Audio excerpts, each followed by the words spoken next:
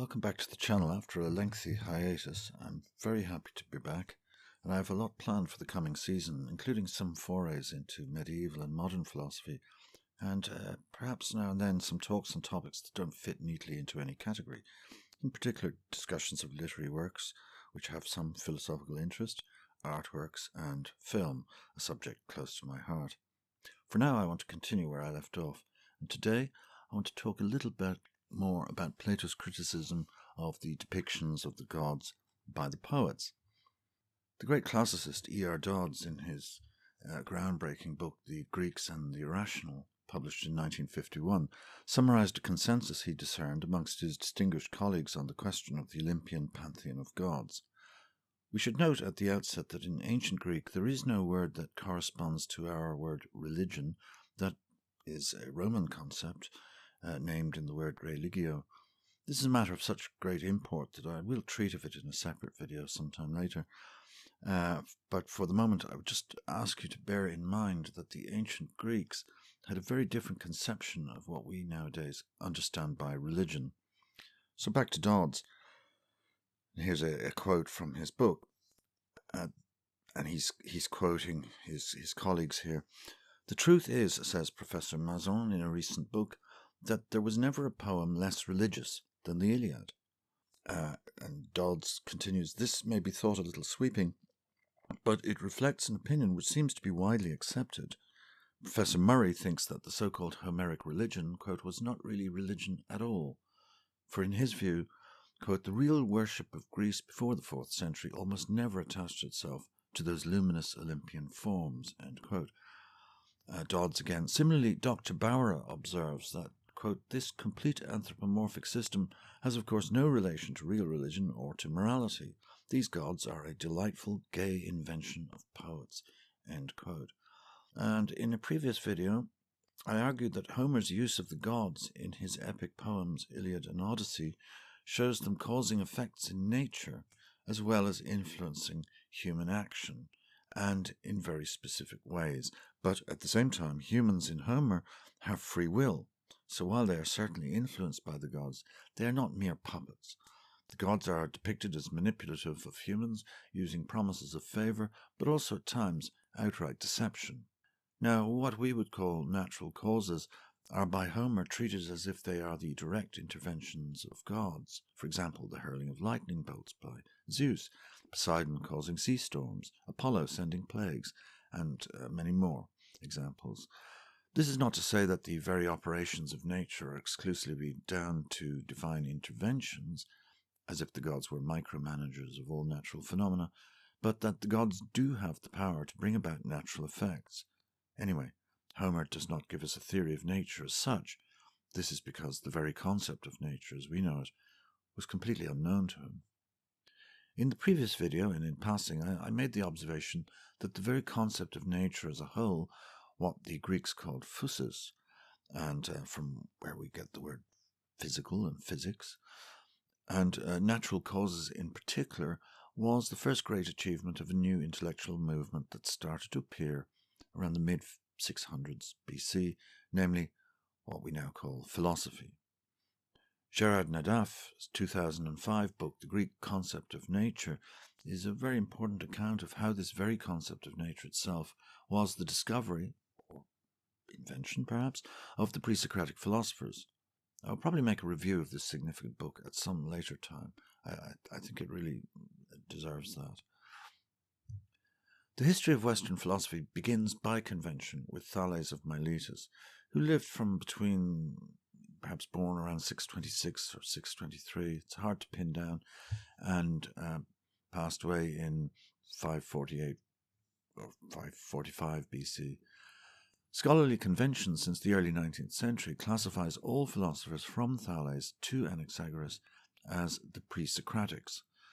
Going on this schema, the entire history of philosophy from Thales to the death of Socrates in 399 BC is a century and a half in which an entirely new approach to explanation and causality arises, premised on the also novel concept of nature that starts to take shape in this period. Thales is traditionally first because in him we can discern a very clear shift away from mythological accounts of what we call natural phenomena towards an account which is in some way based on direct observation and which makes use of modes of explanation which rely on the direct observable influence of other phenomena, that's to say, the concept of cause. For instance, the mythic narrative tells us that lightning is sent by Zeus and indicates his displeasure, but the new kind of explanation will appeal to complex interactions of phenomena which go to produce lightning. Meteorology replaces myth. Thales himself appealed to water as a fundamental principle for explaining all things. For Anaximenes it was air. Heraclitus favoured fire. In some way, all physical phenomena can be reduced to a single fundamental element, which in turn becomes explanatory for all other things. Water, air, or fire then becomes the first principle of all things. In other words, these new thinkers sought explanations using physical elements, and it is this tendency which is radically new. I should also add that they struck on the notion of a first principle, although we will have to wait for Plato and Aristotle to fully clarify and make self-conscious this discovery. Of course, those early attempts at what is clearly scientific explanation don't hold up very well when compared to the theories of, say, modern meteorology, but they do share the same basic premise, that the explanation for natural phenomena must come from a close examination of the internal workings of the phenomena themselves, what we call natural causes, and not through appeal to things like divine displeasure. In this sense, Thales is closer to us than he is to Homer, even though they lived much closer to each other in time. It would be impossible to overemphasize the profound significance of this transformation.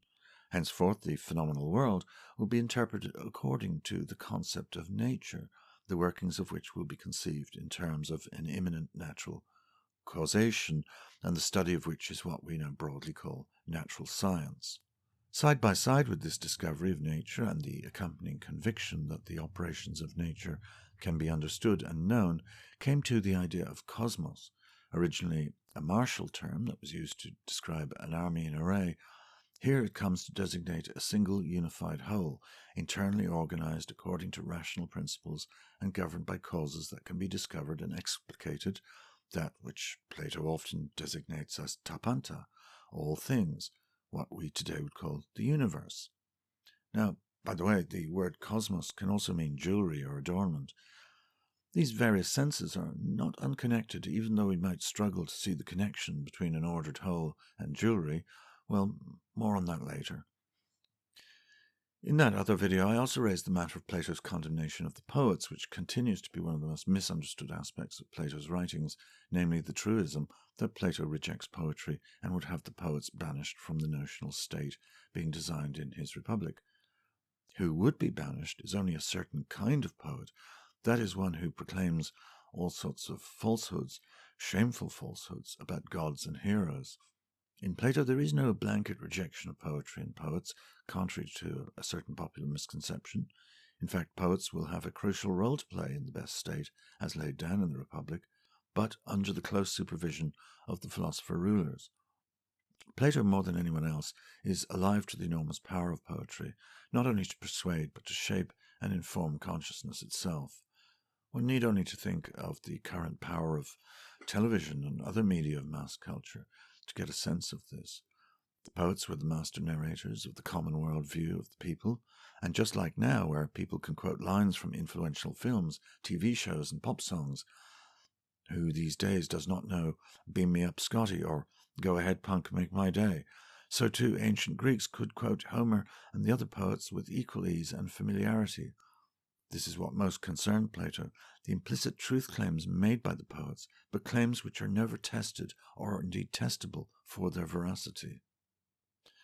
The main source of information about the gods, if we can call it that, came through the poets who authored all the well-known stories about gods and heroes. But thanks to the groundbreaking work of scholars like Walter Burkert, we now think that the very earliest conception of the gods were very abstract, primordial forces, as it were, and not anthropic characters. That's a later development. These are the invention of the poets. Let's just return now to the words of classicist C. M. Barra in his 1930 book, Tradition and Design in the Iliad, quoted by Dodds, who observed that, quote, "this complete anthropomorphic system has of course no relation to real religion or to morality. These gods are a delightful gay invention of poets." End quote. This last claim is questionable, to say the least, but what of the first? Well, Bauer is of course quite correct. The stories of gods and heroes were not the stuff of a religious theology, and public cult did not, and was not intended to, satisfy the spiritual needs of people. They were primarily an exercise in political identity formation and reinforcement, and as such were considered a public duty. For spiritual content, one had to turn to one or more of the mystery cults, for instance, to achieve initiation into the very popular Eleusinian mysteries, or adhere to any one of the Orphic or Pythagorean cults, and many more. Now, Plato would certainly agree with the first part of Bauer's statement, that this system has no relation to real religion or morality. But going on what is said in the Republic, he could hardly accept the second part, that is, that the gods of the poets are merely a, quote, delightful gay invention, a bit of harmless fun, so to speak. If that were all they were, why would Plato then devote an entire book of what he himself considered one of his most important works to a sustained and detailed denunciation of these depictions of the gods by the poets? In his Republic, Plato has Socrates launch a detailed and sustained attack on these poets for the depiction of the gods, precisely because they are falsehoods, and dangerous falsehoods at that. The charge concerning the socially harmful consequences of these stories is an aspect of this issue I'll leave aside for now. Instead, I want to concentrate more on those aspects of Plato's critique which directly deny the framing and narratology of divine intervention in traditional poetry, with particular reference here to Homer's Iliad and Odyssey. The kind of project Plato is engaged here would have been unthinkable a generation or two previously. So the argument presented by Socrates can be summarized as follows, and it falls in and around page 379 following in the Republic. A god is really good. Nothing good is harmful. What isn't harmful cannot do harm. Nothing bad can be the cause of anything bad. The good is beneficial. It is the cause of doing well. The good isn't the cause of everything, but only of good things. Therefore, since a god is good, he cannot, contrary to popular opinion, be the cause of everything that happens to people. He's the cause of only a few things, for good things seem to be fewer in this life than bad. If God alone is the cause of the good things, we must look elsewhere for the cause of the bad things, because it cannot be a god. On this view, we must reject all poetic references to divinely caused harms and evils that befall human beings. This is what Plato is doing in those sections of the Republic. There then follows a sequence of passages taken from Homer and other poets, which attribute good and bad effects to the gods as causes, and which Socrates holds up for analysis and condemnation. There are far too many of them for us to cover in any detail, so I'm going to just pick out a few, put them up on the screen there, and then we'll return to Socrates' conclusions. This is just to give you a flavour of what he's driving at. Once we've done that, we can return to this question about divine intervention in human affairs as represented by the poets. So, for instance, from Homer we have, quote, "There are two urns at the threshold of Zeus, one filled with good fates, the other with bad ones." And then from an unknown source, Zeus is the distributor of both good and bad, the great Aeschylus. A god makes mortals guilty when he wants utterly to destroy a house. You're probably all familiar with the saying that's still in current use, "Whom the gods wish to destroy, they first drive mad."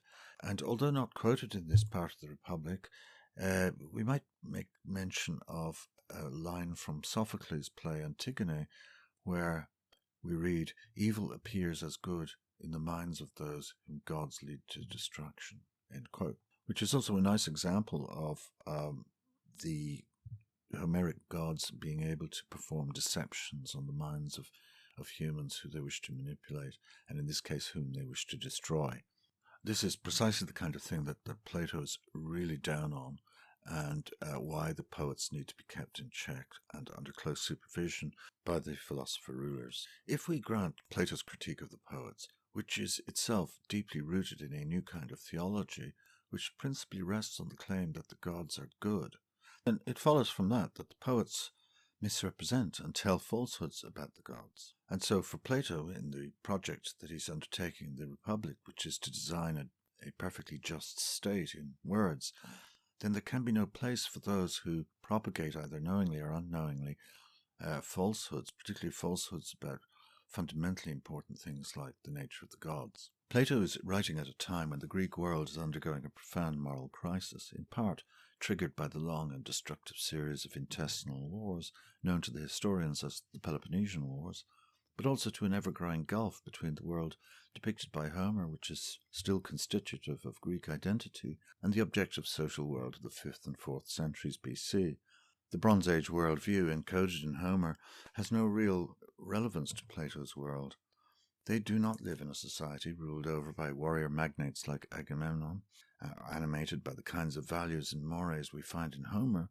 That world has long passed. Perhaps more than anyone else, Plato sees this situation clearly and identifies a kind of moral deficit that has opened up.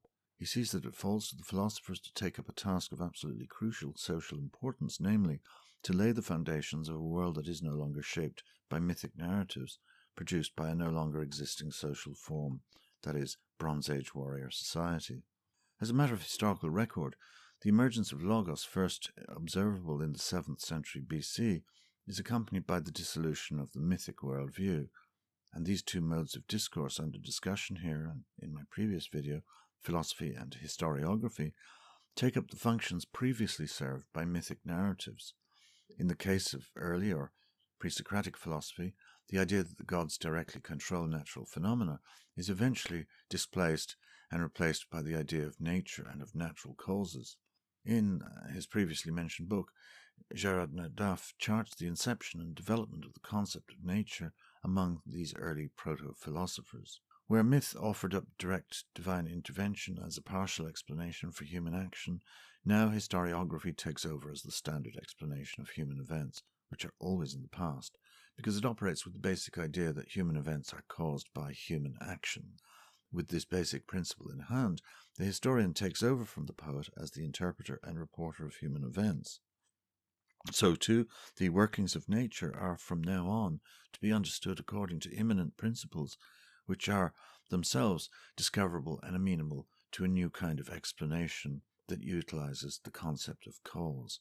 If Herodotus, documenting the great early 5th century wars with the Persians, is the father of history, Thales of Miletus is surely the father of natural science. Perhaps the most important game changer, which I have not mentioned so far, is the transition from an oral culture to a written one. The standard distinction between history and prehistory pivots on writing. Without written records, there can be no history. The document, therefore, is the basic source for the historian, be it an inscription in stone, a code of law, or the first-hand accounts of an important battle. Without written records, we must call on the archaeologist who interprets past societies from mute stone and pottery remains. The implications of this are enormous and go way beyond the present talk, but I'll conclude with some very general remarks.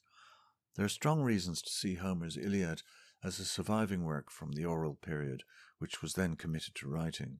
Some scholars go on to argue that the Odyssey is a later composition made during the era of writing. Certainly the moral landscape of the Odyssey is notably different to that of the Iliad, and that needs to be explained. According to the school of Milman Parry and his great protege Albert Lord, as a general rule it is understood that when the content of an oral culture is written down, this fact indicates a profound crisis in that culture, as if the custodians of that tradition are preserving its content in something like a kind of lifeboat, the written book. The Iliad reads as a poem from an oral bardic tradition, yet we have it in the form of a written document. At some point, probably in the 8th century BC, on the island of Chios, a decision was made to commit these poems to writing by the bardic school associated with Homer, whoever he was, on foot of some perceived threat to the wider cultural milieu in which bardic poetry was deeply embedded. What this was, we can only speculate, but there are later examples of this phenomenon which could be instructive. My point here is that the crisis that Plato is addressing, apparently in the Republic, if we read it from that angle, has already been prefigured in the decision made on Chios sometime in the 700s to commit the oral tradition to writing. If we are in agreement with Parry and Lord, that committing an oral tradition to writing is a sign of deep crisis. In conclusion, I want to stress the point that philosophy, historiography, and the natural sciences, in short, logos-based discourse, emerges and displaces mythos-based discourse in the period beginning around the mid-650s BC and continues on into Plato's time.